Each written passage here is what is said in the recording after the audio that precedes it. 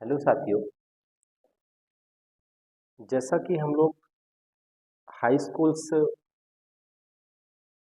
की फिजिक्स पढ़ रहे हैं और हाई स्कूल की फिजिक्स में अभी हम लोग प्रकाश का परावर्तन ही पढ़ रहे हैं।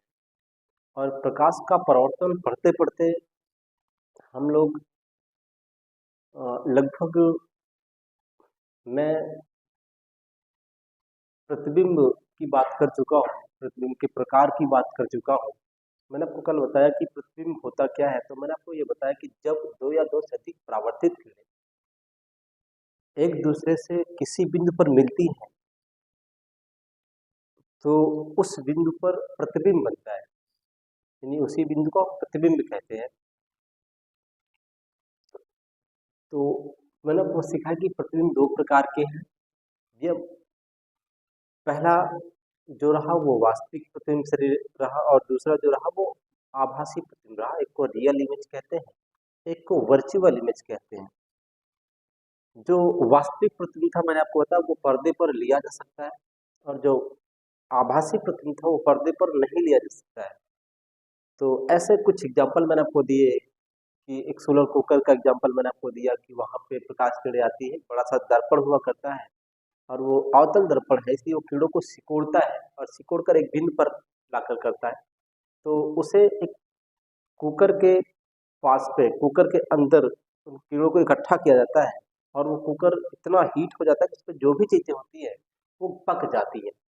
तो वो सोलर कुकर है, उस पर भोजन वगैरह पका सकते हैं हम लोग फिलहाल। और मैंने आपको बताया सिनेमा हॉल में जो पिक्चर चलती है उसको जो पिक्चर चलती है जो पर्दा लगा होता है उस पे जो पर्दा लगा उस पे भी इमेज बनता है, प्रतिबिंब बनता है, वास्तविक प्रतिबिंब किसी एक डिब्बा हुआ करता है एलसीडी के जैसा। ओ सॉरी, एलसीडी नहीं, उसको क्या बोलेंगे, डीटीएच होता है हम लोगों के यहाँ, उसके जैसा। तो उसके जैसा एक डिब्बा हुआ करता है, उसमें से रेज निकलती है और वही इमेज बनाता है पर्दे पर। तो आप लोगों के ज़माने में शायद ऐसा ना हुआ हो, आप शायद कभी सिनेमा हॉल ना गए हों, ठीक है। तो मैं आपको बता दूं कि होता कैसा है। फिलहाल मैंने आपको बता दिया कि आइडिया दे दिया कि आपके यहाँ डीटीएच तो सबके यहाँ होगा। तो जो डीटीएच है उससे जो रेज निकलती है उसे एक पर्दे पर लिया जाता है और एक पर्दा बड़ा हुआ करता थोड़ा सा और वहाँ पे बड़े बड़े इंसान दिखते हैं, बड़े बड़े लोग दिखते हैं, बड़े बड़े आदमी दिखते हैं। अगर कभी हम लोग सिनेमा हॉल जाए या कहीं आसपास जो आपके सिनेमा हॉल हो वहां जाएंगे तो आपको देखने के लिए अंदर उसमें आदमी बड़े बड़े दिखते हैं। और जब आप उस वहां अंदर बैठेंगे तो ऐसा लगता है ऊपर आप कूद जाएगा, आवाजें बहुत तेज रहती हैं और लगता है कि सब मतलब एक अलग माहौल रहता है सिनेमा हॉल का फिलहाल। तो हम लोग प्रतिबिंब की बात कर रहे थे, प्रतिबिंब के प्रकार की बात की हम लोगों ने कल। मैंने आपको आभासी प्रतिबिंब के बारे में बताया कि वो प्रतिबिंब जिन्हें पर्दे पर नहीं लिया जा सकता है उन्हें हम लोग आभासी प्रतिबिंब कहते हैं। जैसे मैंने आपको एग्जाम्पल दिया था कि आप अपने आप को किसी दर्पण में देखें तो आपका जो दर्पण में चित्र बना होता है, ठीक है, वो आभासी प्रतिबिंब है। और कुछ एग्जाम्पल मैंने आपको दिए, ठीक है। जैसे आप किसी पानी की सतह पर देखें तो जो पानी की सतह पर आपका इमेज दिखेगा, पानी अगर एकदम शांत हो तो आपका प्रतिबिंब शायद पानी की सतह पर दिखेगा। तो वो जो पानी पर सतह पर आपका जो चित्र है वो भी आभासी प्रतिबिंब क्रिएट करता है, आप ही आभासी प्रतिबिंब ही बनाता है। आज हम लोग चर्चा करेंगे फोकस दूरी एफ और वक्रता त्रिज्या आर में संबंध, इस पे चर्चा करेंगे और बहुत आसान भाषा में मैं आपको समझाने का प्रयास करूंगा। फिलहाल हम लोग 9th से आए होते हैं और 12th में जब ये टॉपिक्स पढ़ते हैं तो थोड़ा लेंदी लगता है क्योंकि ये जो थोड़ा रेखा गणित से संबंधित होता है। किससे? रेखा गणित से संबंधित है। तो जो रेखा गणित है वो हम लोगों को कम समझ आती है। समझ कम क्यों आती है? इसके भी बहुत रीजन्स हैं। रीजन्स ये है कि हम लोग 6, 7, 8 में रेखा गणित को सही से पढ़ते ही नहीं है, सही से सीखते नहीं कि क्यों तो कौन सा एंगल किसके बराबर होगा, कब बराबर होगा, कौन सी दो रेखाएं आपस में बराबर होगी तो एंगल बराबर होंगे, क्या कैसे हुआ करता है फिलहाल उसके बारे में हम नहीं सीखते। इसलिए जब हम 6, 7, 8 पे नहीं सीखते और 9 पे डायरेक्ट सीखने का प्रयास करते हैं तो हमें समझ नहीं आती है और फिर वही 10 पे भी पहुंच जाती है। तो वो थोड़ा कठिन बन जाती है और थोड़ा बोरिंग टाइप का होता भी है। क्योंकि बोरिंग इसलिए लगता है क्योंकि संख्या नंबर तो है नहीं। कुछ बच्चों को बीजगणित कठिन लगता होगा जिसमें एक्स वाई जेड हुआ करता है, क्योंकि इसमें नंबर नहीं है। जैसे हम अगर कठिन के रूप में आपको समझाओ, जैसे 4 और 4 का गुणा करें, 4 और 2 का गुणा करें तो 8 आ जाता है, और x और x का गुणा करें तो ये xy बन जाता है। समझ पा रहे? यहाँ तो दो संख्याएं मिलकर एक संख्या बन गई, लेकिन इसमें क्या हुआ करता है, दो संख्याएं आपस में दो ही संख्याएं रह जाती है। ये समस्या है। जैसे हम यहाँ जोड़ दें, 4 और 2 को जोड़े तो 6, x और y को जोड़े तो xy ही बचता है। ये समस्याएं हैं। ये दो संख्या मिलकर एक संख्या जुड़ जाती है, हम लोगों को ये समझ आती है। फिलहाल ये वाले नंबर से हम लोग पहली स्टार्ट से जीरो लेवल से सीख के आते हैं कि ये क्या होता है और ये क्या होता है। इसको हम लोग जब 6 में पहुंचेंगे, 7 में पहुंचेंगे, तभी सीख पाते हैं। तो इसलिए जो रेखा गणित है हम लोगों के लिए वो कठिन होती है, क्योंकि हम लोग 6, 7, 8 को सही से पढ़ते नहीं है। और जब सही से पढ़ते नहीं है तो जब हम 10वीं में पहुंचते हैं तो जब इससे रिलेटेड चीजें मिलती हैं तो वो कम समझ आती है फिलहाल। तो फिलहाल तब भी मैं आपको थोड़ा इजी बताने का प्रयास करूंगा कि कोई चीज कैसे होती है, वो आप समझिए।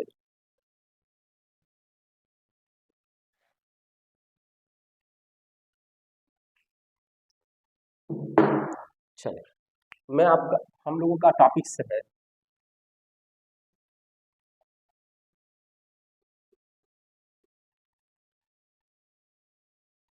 फोकस दूरी एफ और वक्रता त्रिज्या।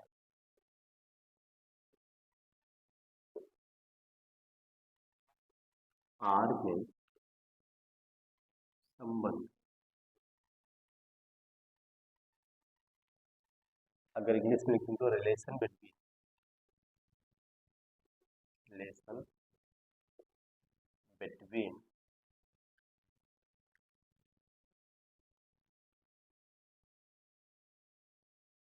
Radius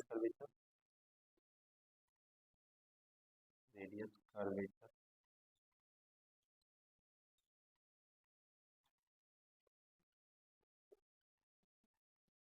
and focal length.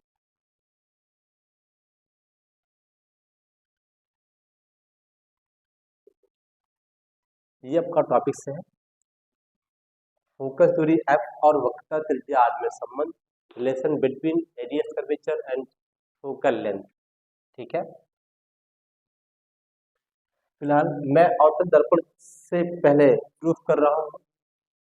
ठीक है, अगर आपको उत्तल दर्पण का भी पढ़ना है तो आप कमेंट्स में कमेंट करिएगा, मैं उसको भी सिखा दूंगा कि इस पे कैसे होगा। फिलहाल आपको किसी एक में ही बताना है, चाहे उत्तल में बताए चाहे अवतल में बताए, उसको कोई कहता नहीं है कि अवतल का बताइए कि उत्तल का बताइए। अगर आपको सीखना होगा तो मैं सिखा दूंगा। पहले मैं अवतल दर्पण की चर्चा करता हूँ। ये आपके पास एक कॉनकेव मिरर है। कौन सा मिरर है? कॉनकेव मिरर है, अवतल दर्पण है। अवतल दर्पण की ये आपका जो बिंदु है वो ध्रुव है, इसे हम लोग P से शो करते हैं।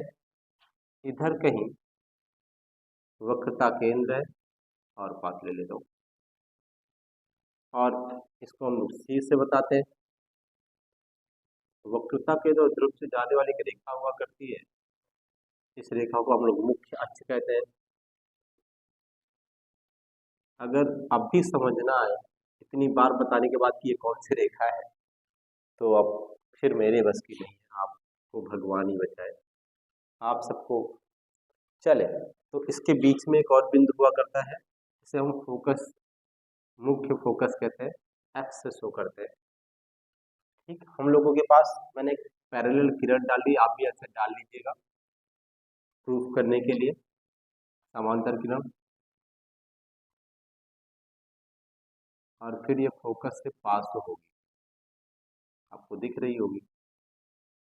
कहाँ से पास होगी? फोकस से। ठीक, तो ये आने वाली है और ये जाने वाली है। अब हमने यहाँ से एक लाइन ड्रॉ कर दी। इस लाइन को हम लोग क्या कह सकते हैं, आप लोगों को पता है? नहीं पता? फिलहाल मैं आपको बताता हूँ, इस लाइन को हम लोग क्या कह सकते हैं। इस लाइन को हम लोग, इस लाइन को जो आपकी बनी है, चलो मैं इसको नाम देता हूँ ABCF। इस लाइन को फिलहाल हम लोग अभिलंब कह सकते हैं, क्योंकि अगर आप सेंटर से इस पर कोई भी लाइन ड्रॉ करेंगे तो वो 90 डिग्री पे रहेगी। अर्थात मैं आपको अगर यहाँ सिखाऊं तो अगर ये गोला है, ठीक है, तो इससे केंद्र से कोई भी लाइन हम ड्रा करेंगे तो इसका जो परिधि है इस पे ये 90 डिग्री का एंगल बनाएगी। और आपको पता है कि अगर ये समतल प्लेन मिरर है और ये प्लेन मिरर पे कोई लाइन इस तरह से ड्रा की जाएगी तो 90 डिग्री की, तो अगर हम इसको 90 डिग्री, तो इसे हम अभिलंब कहेंगे। कहेंगे कि नहीं कहेंगे? कहेंगे। अब देखें, अब ये जो आ रही है इसको आपतित किरण और यहाँ जो एंगल बनेगा उसको हम आई कहेंगे, और इसको ये दोनों आपस में बराबर हुआ करते हैं, इसको आर कहेंगे। यहाँ एक एंगल बना तो मैं इसको नाम देता हूँ, ये फर्स्ट है, ये सेकेंड है, ये थर्ड है, ठीक है, नाम दे दिया 1 2 3। 3 एंगल बने हम लोगों के पास। अब अगर आपको ये चित्र बनाना आ गया, मैंने आपको 3 एंगल बनते हुए देखा, 1 2 3। फिलहाल इसकी अगर जरूरत पड़ेगी इसको भी दे दूंगा, जरूरत नहीं होगी तो नहीं दूंगा, ठीक है। फिलहाल 3 नंबर हम लोग लिए हैं, 1 2 3, ठीक है। अब सबसे पहले मैं आपको सिखाता हूँ कि इसको डिराइव्ड कैसे करना है, मतलब प्रूफ कैसे करना है।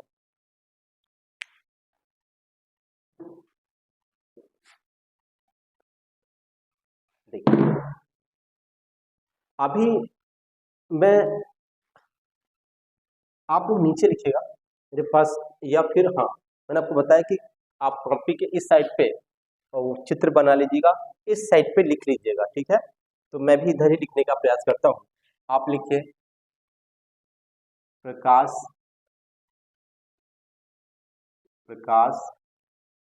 के परावर्तन के नियम से आप लिखे जो कोण 1 है वो कोण 2 के बराबर है, मतलब जो इस तरह का साइन है भैया उसको हम कोण कहेंगे, ठीक है। कोण 1 है, कोण 2 के बराबर है। यहाँ नीचे रीजन लिखे, चूंकि आपतन कोण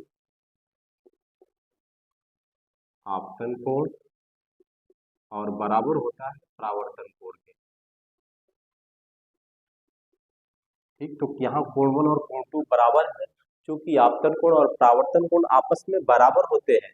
ऐसा हम लोग पहले से पढ़ के आए हैं, किसी को कोई समस्या तो नहीं है।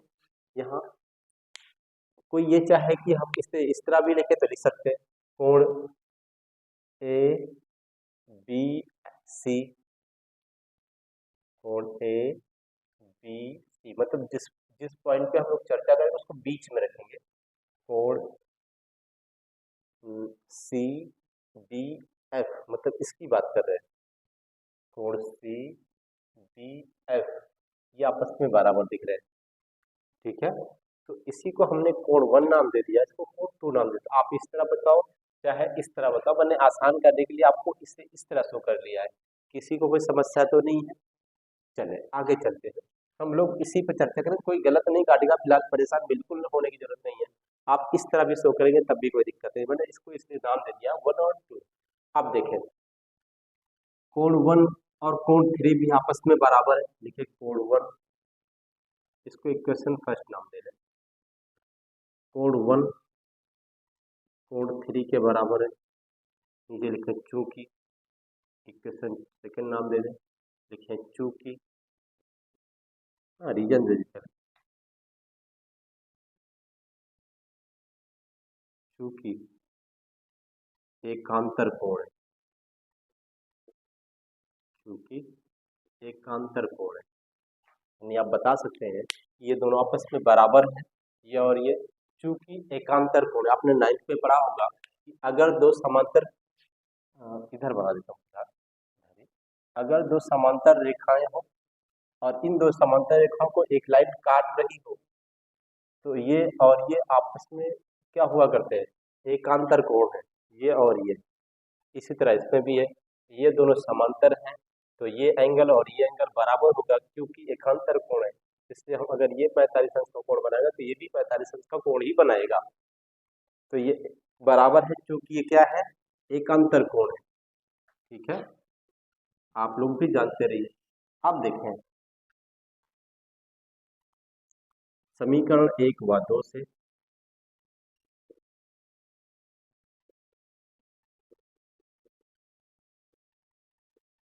देखिए, आप लोग इसको पहली बार पढ़ रहे हैं, इसलिए बहुत अच्छे से रिवाइंड करके पढ़ लीजिएगा। जहाँ समझ ना आए वहाँ मुझे दोबारा कमेंट कर दीजिएगा, मैं उसको समझाने का प्रयास करूंगा। अब समीकरण 1 और 2 देखें तो ये वाला और ये वाला आपको बराबर दिख रहा है। तो जब कभी दो समीकरण के एक साइड आपस में बराबर हो तो दूसरी साइड भी हम लोग बराबर कर सकते हैं। मतलब ये है कि जैसे आपका एक समीकरण ये है, एक समीकरण ये है, इसका लेफ्ट साइड बराबर, इसको लेफ्ट साइड कहेंगे, इसको लेफ्ट साइड कहेंगे। ठीक है, तो यहाँ पे V1 है, यहाँ पे V1 है। ठीक है, तो ये और ये आपस में बराबर है दो समीकरण के, तो ये और ये भी बराबर होने चाहिए, नहीं होते हैं। ठीक, तो आप माइंड में एक बात सेट रखिए भैया कि अगर किसी भी दो समीकरण के एक साइड बराबर हो जाएगी तो दूसरी साइड हम खुद बराबर कर लेंगे। ये हमारे पास अथॉरिटी है, ये है रूल्स मान के चलिए। ठीक है, तो अगर समीकरणों का 1 और 2 का एक साइड बराबर है तो हम इसकी दूसरी साइड भी बराबर लिख जैसे लिखा समीकरण 1 व 2 से समीकरण जो कोण 2 है वो कोण 3 के बराबर है। यानी आपका कोण ये और ये बराबर है, और जो 2 और 3 है, ठीक है, जो जो कोण 2 और 3 है वो एक ही त्रिभुज के दो कोण है। किसके हैं? एक ही त्रिभुज के दो कोण है। इसका मतलब अगर कोण और 2 और 3 बराबर है,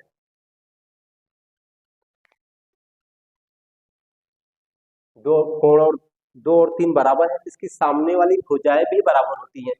तो ऐसे माइंड में रखिए कि किसी ट्रायंगल के किसी त्रिभुज के में दो कोण बराबर हो जाए, जैसे अगर ये एंगल बना आपका तो ये और ये आपकी बराबर दिख रही है ना।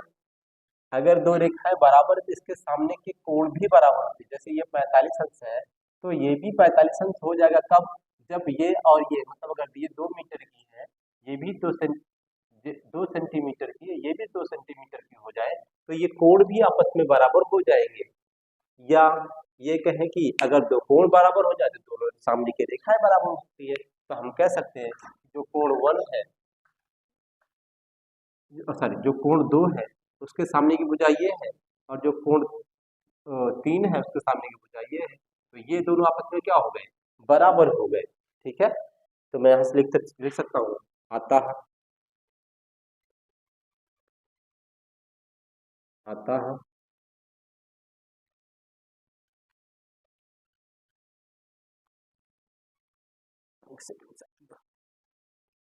आता है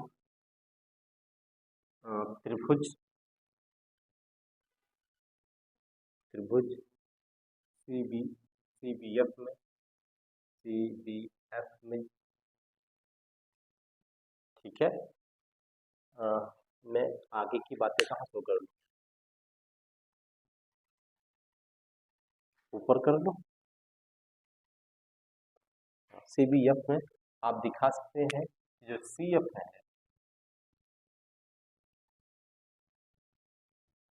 वो इसके बराबर है।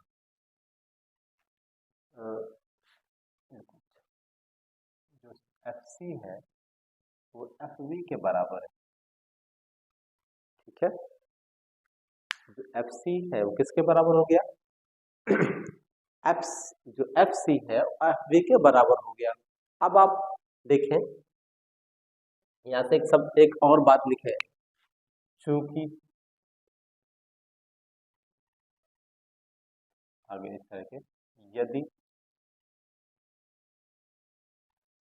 दर्पण का द्वारक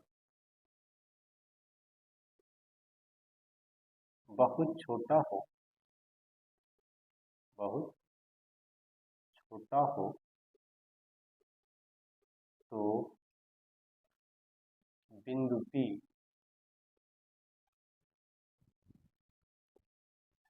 बिंदु B बिंदु P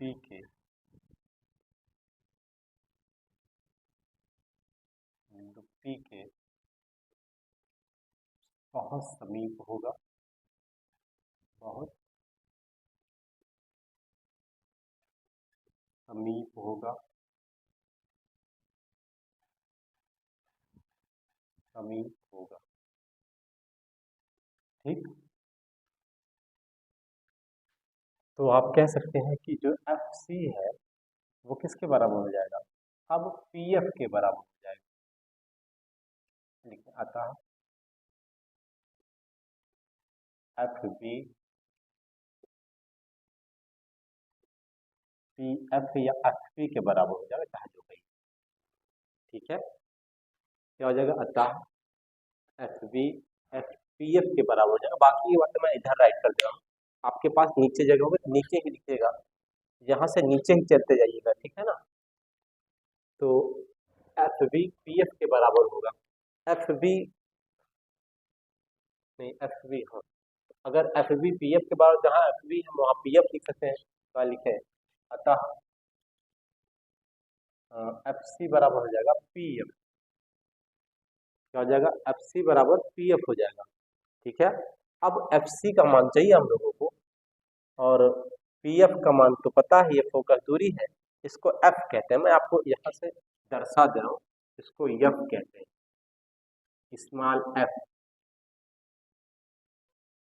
ठीक है, और यहाँ से इसकी दूरी को कैपिटल R कहते हैं, स्मॉल r कहते हैं, जो भी आपकी इच्छा वो कह सकते हैं। वक्रता त्रिज्या है ये, इसकी दूरी R है, इसकी दूरी F है, तो हम PF का मान कह सकते हैं, हमारे पास जो है वो कितना है, F है।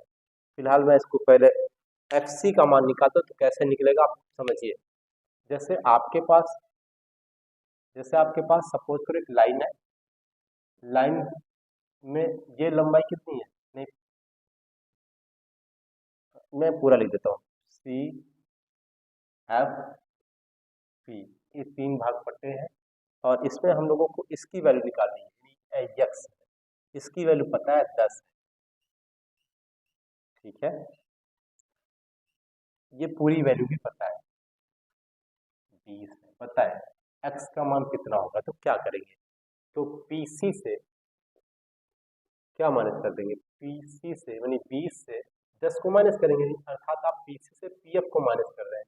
यहाँ भी वही करेंगे, FC निकालने के लिए क्या करेंगे, PC से PF को माइनस कर देंगे, बराबर PF हो जाएगा। ठीक है, मतलब मैंने इसको समझाने के लिए वो बनाया था फिलहाल। अब देखें, PF और PF 2 बार दिखा थी, इस पास साथ इसके चला जाए ज़्यादा अच्छा है, तो PC बराबर हो जाएगा PF प्लस PF। अब ये और ये मिलकर 2PF हो गया, बराबर PC हो गया। बताएं, इसका मान F पता है, इसका मान R पता है, दोनों माइनस में होंगे, 2 क्रॉस PF का जब मान इधर लेंगे तो वो माइनस में लिया जाता है, और इसका भी मान माइनस में ही लिया जाता है। समझिए क्यों। अब अवतल दर्पण में कोई भी चीज दर्पण के सामने होगी तो वो नेगेटिव ली जाएगी, माइंड में ये बात सेट रखना है। तो F दर्पण के सामने है और R भी दर्पण के सामने, क्योंकि हम लोगों ने दोनों चीजें माइनस में लिया है। मैं फिलहाल इस पर चर्चा करूंगा कि कौन सी चीजें माइनस में ली जाएंगी, कौन सी चीजें प्लस में ली जाएंगी। ठीक, ये बहुत कंफ्यूजन वाली चीजें रहती हैं और बच्चों के साथ हमेशा कंफ्यूजन में बनी रहती हैं, इसलिए मैं इसको हम पूरी तरह से क्लियर करने का प्रयास करूंगा, और ये आपको क्लियर रहेगा ये मान के चलिएगा, क्योंकि आप मेरे साथ जुड़े हैं, और मेरे साथ जुड़े तो ये मेरा कर्तव्य है कि मैं आपको पूरी ईमानदारी से पूरी बात समझा के पढ़ाने का प्रयास करूं। तो आप यहाँ लिख सकते हैं F बराबर माइनस से माइनस कट जाएगा, तो F बराबर R/2। ये आपका फॉर्मूला डेरिवेटिव हुआ कि वक्रता त्रिज्या और फोकस दूरी में क्या संबंध होता है, तो आप लिख सकते हैं F बराबर R/2। तो ये आपका टॉपिक्स कंप्लीट रहा। मैं फिर से आपको रिवाइंड करता हूँ, आपको एक दर्पण बनाना है, इसके डिराइव के लिए इस दर्पण में एक समांतर लाइन खींचनी है, मुख्य अक्ष के समांतर, वो आपको पता फोकस से पास होगी, उसके लिए इसके बीच से एक लाइन खींच देनी है, मतलब सेंटर से जाने वाली रेखा खींचनी है, जो अभिलंब का काम करेगा। जब अभिलंब का काम करेगा इसको 1 एंगल करना है, इसको 2 करना है, इसको 3 करना है, दे दिए। अब आपको दिखाना है कि कोण 1 और कोण 2 आपस में बराबर है। चूंकि आपतन और परावर्तन कोण है आपस में बराबर होते हैं, प्रकाश के परावर्तन के दूसरे में हम लोगों ने पढ़ा है। कोण 1 और कोण 3 आपस में बराबर है, मतलब ये एंगल और ये एंगल बराबर है, चूंकि एक अंतर कोण है। अब समीकरण 1 और 2 को देखिए तो ये वाला साइड बराबर दिख रहा है, तो हम इस साइड को बराबर कर सकते हैं।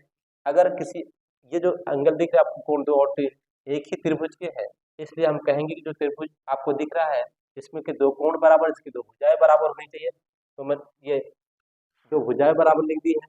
अब हमने बताया कि यदि दर्पण का दैर्घ्य बहुत छोटा हो तो बिंदु P, ये वाला बिंदु P है वो P के बहुत समीप हो जाए, तो जो BF है वो PF के पास आ जाएगा। तो इसलिए हमने लिख दिया जहाँ FV होना चाहिए वो PF होना चाहिए।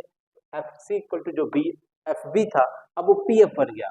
अब FC का मान मैंने निकाला है, इसकी लंबाई निकालने के लिए मैंने आपको एग्जांपल दिया कि ये 20 अगर पूरा नहीं, पूरी लंबाई R पता है तो 10 पता है ये, तो यक्स निकालने के लिए क्या करेंगे, मैंने 20 से 10 को माइनस किया, मतलब PC से PF को माइनस किया, मैंने वही लिखा PC माइनस PF को साथ साथ लेके आए हैं, तो PF और PF जोड़ करके 2PF हुआ इक्वल टू PC हुआ। अब यह पार भेजते हैं, F बराबर तो माइनस से माइनस कट गया, F बराबर 2 यह पार का तो माइनस वो सॉरी भाग में आ गया गुणा से, ठीक है। तो F बराबर R/2 ये आपका एक फॉर्मूला डेराइव्ड हुआ, ठीक है। आपका आंसर मिल गया F बराबर R/2। धन्यवाद साथियों, ये टॉपिक सबका कंप्लीट रहा, ठीक है। अगर समझना है तो दोबारा से रिवाइंड करिए, फिर भी समझना है तो आप कमेंट बॉक्स में कमेंट करिए। और अगर इसका एक और वीडियो देखना चाहते हैं तो उत्तल दर्पणवाद उस पर भी आप करिए, मैं उसको भी आपको वीडियो बना करके दे दूंगा। फिलहाल जरूरत नहीं होती है, एक कॉफी है। Thank you.